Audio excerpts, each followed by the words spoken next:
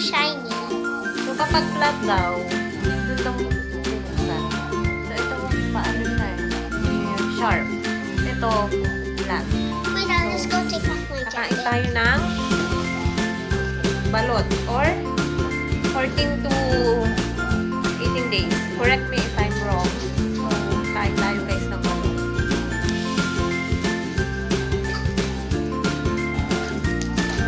Ito yung exotic na nasa exotic food sa Philippines. That is from Philippines. Because we are Filipinos. Yes, it is. We are Filipino.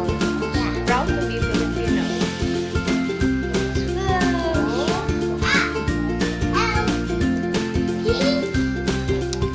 So, look at OMG! guys, look at it, look at it. So now, we're gonna eat, of course, salt. We're gonna put on the top of it. And then me this too. And then there is, For my so, class. oh, it's ready. Red. Yeah. Anyway, Oh, Let's it's try, red guys. again. Ooh. Yummy. I'll eat mine later. I will eat mine And now? tomorrow. so now we're gonna open it.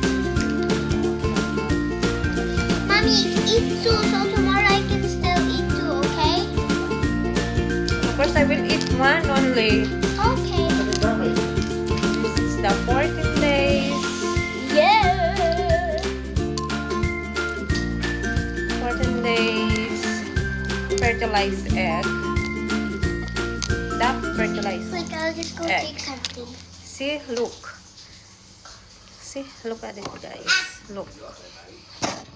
Let's eat, guys. Yeah, I'm eating it. And of course, guys. Yes. Where did you get this from? Ah, that's from Tita Kim. Wait, still there is a... This is from my mom's friend. Yes, from Tita Kim. So tomorrow I'll eat this. Yes, see? Look at it. I'm gonna eat that. Wow! I'm gonna put a salt on it. And of course, a vinegar. Oh, wait. I'm gonna show you the vinegar. A vinegar with chili. And then, Oh my gosh! Help! Guys! Crazy. so let's eat, guys. After you eat, I will eat. Mmm. I don't think I don't want to eat. Don't want to eat. Then put a salt again.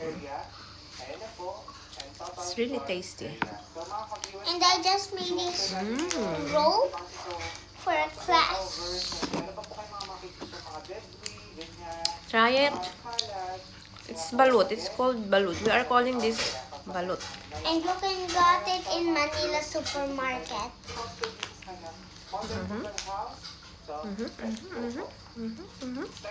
Eat it. We put salt on it. It's really sour. Right? No, it's not. Anyway, Some is let's eat sour. with hand. You can get it in Manila. It's there. If you live here, go on Manila and go buy it. It's a Filipino too who sells this. It's outside. Vinegar. Yeah. Anyways, guys, I'm just gonna go our bedroom and take this thing into our bedroom and put it somewhere.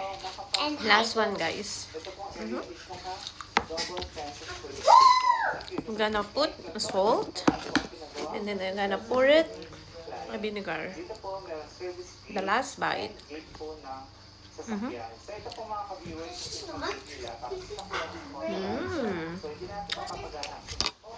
Oh.